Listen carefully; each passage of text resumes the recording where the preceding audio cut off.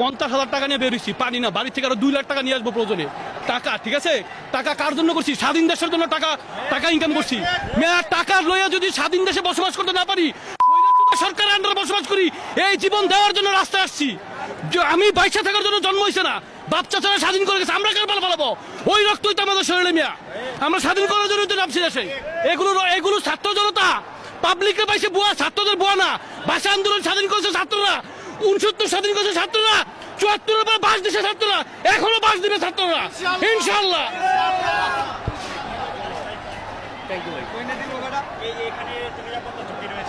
কোন নিরাপত্তা ঝুঁকি নাই আমার দেশে, আমি চলবো। নিরাপত্তা বলতে কি? আমার দেশে আমার নিরাপত্তা দিবে, আমি নিরাপত্তা দেবো আমার নিজেকে, সরকারকে নিরাপত্তা দিবে। সে নিজেই তো তার গদিনে নড়বড়ে আছে, বুঝেন না কেন? আমি আমার দলে আছি, আমি আমার দেশে আছি, এটা আমার বাপের দেশ। আমার বাপের বাড়ি ইন্ডিয়া না, আমার বাপের বাড়ি বাংলায়।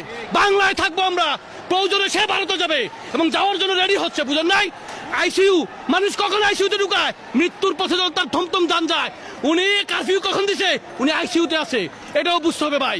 দেশের জনগণ না, ছাত্র জনতা নেমেছে, আমার বাচ্চারা নেমেছে, তাদের পাশে যা দরকার তা দেবো ইনশাল্লাহ। দেশের রাস্তায় আছি, রাস্তায় থাকবো। বন্ধ তো করে দিয়েছে, পাবলিক জেনে গেছে, রাস্তায় নেমে থাকবো, বসে থাকবো, ইন্টারনেট যা ইচ্ছা তা করো। তার এই ক্ষমতা, ইন্টারনেট আর কোনো ক্ষমতা নাই। কোন কারফিউ তো চলতেছে, কি বাংলার কারফিউ? কারফিউর মধ্যে হচ্ছে না, আমরা রাস্তায় আছি ভাই, সুস্থ আছি, সমস্যা নাই।